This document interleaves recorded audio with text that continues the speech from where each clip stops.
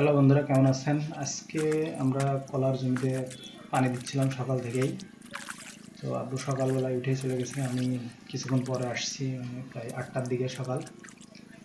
এসেই দেখছি প্রায় সবগুলোতে প্রায় শেষ হয়ে গেছে, কিছু অল্প একটু বাকি ছিল।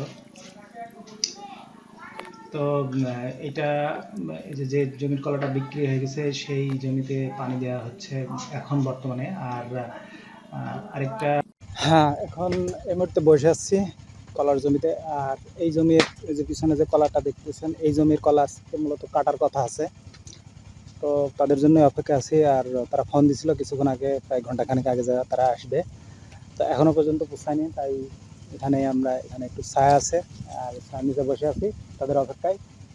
যদি মানে চলে আসে তাড়াতাড়ি, হয়তো আমরা একটু দেখাতে পারবো আপনাদের কিভাবে কলাটা কাটে। অনেক অনেকক্ষণ যাবতই বসে আছি, এখনো তারা আসছে না, 1 ঘন্টার উপরে। দেখি কখন আসে। আমি মনে করেছিলাম বাসায় চলে যাব, কিন্তু এত দেরি হলে তো থাকা সম্ভব না।